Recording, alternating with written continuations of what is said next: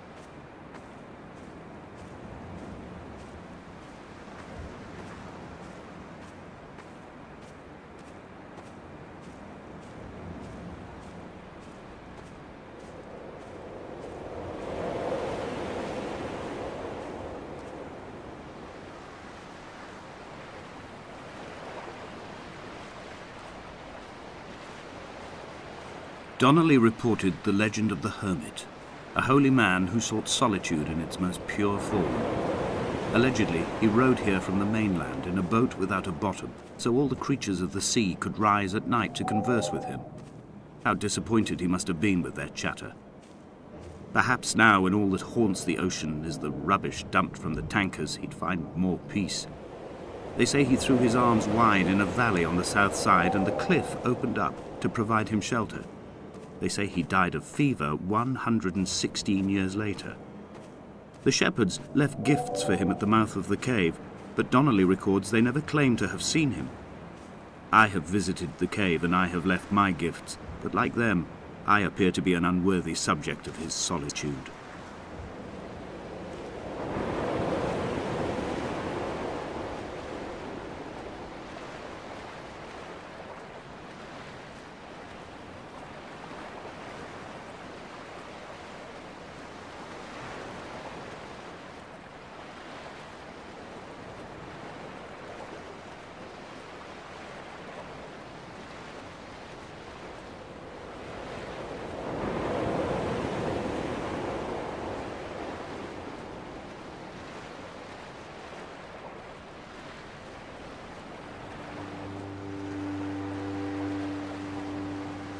Those islands in the distance, I am sure, are nothing more than relics of another time, sleeping giants, somnambulist gods laid down for a final dreaming.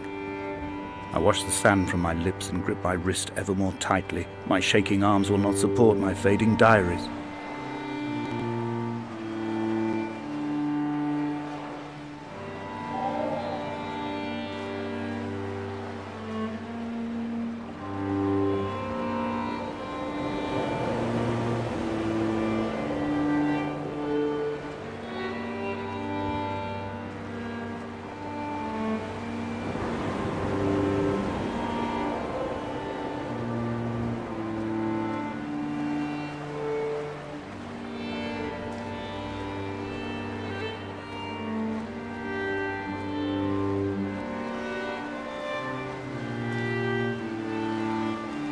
I have found the ship's manifest, crumpled and waterlogged under a stash of paint cans. It tells me that along with this present cargo, there was a large quantity of antacid yogurt bound for the European market. It must have washed out to sea. God knows there are no longer gulls or goats here to eat it.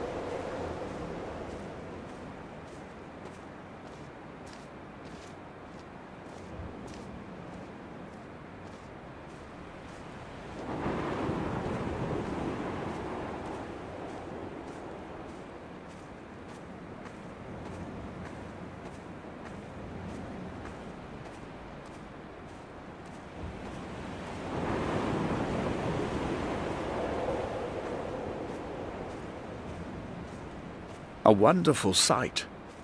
The moon cresting the junction between the cliff path and the stone circle. It cast a shadow of the ridge across the beach, all the world as if you had signed your name in untidy handwriting.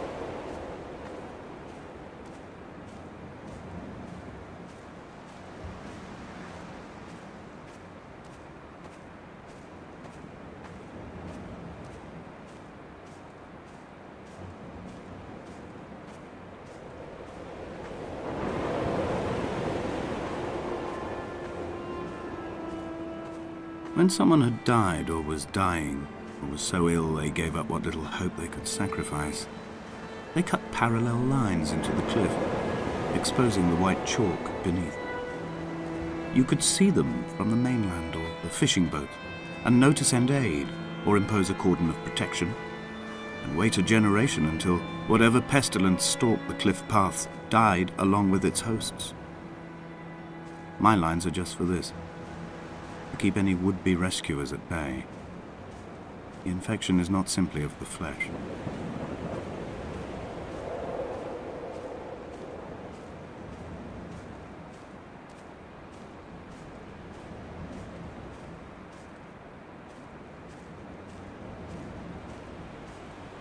They were God-fearing people, those shepherds. There was no love in the relationship. Donnelly tells me that they had one Bible that was passed around in strict rotation. It was stolen by a visiting monk in 1776, 2 years before the island was abandoned altogether. In the interim, I wonder, did they assign chapter and verse to the stones and grasses, marking the geography with a superimposed significance that they could actually walk the Bible and inhabit its contradiction?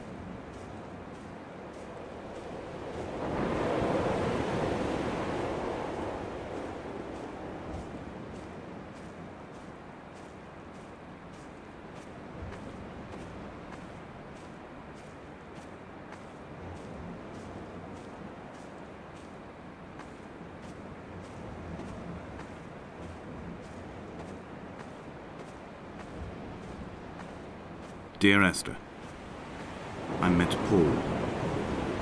I made my own little pilgrimage.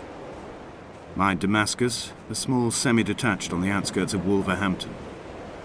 We drank coffee in his kitchen and tried to connect to one another. Although he knew I hadn't come in search of an apology, reason or retribution, he still spiraled in panic, thrown high and lucid by his own dented bonnet. Responsibility had made him old. Like us, he'd already passed beyond any conceivable boundary of life.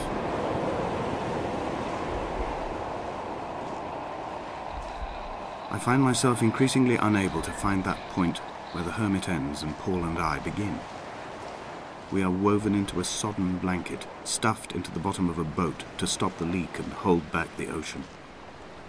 My neck aches from staring up at the aerial. It mirrors the dull throb in my gut where I am sure I've begun to form another stone. In my dreams, it forms into a perfect representation of Lot's wife, head over her shoulder, staring along the motorway at the approaching traffic in a vacuum of fatalistic calm.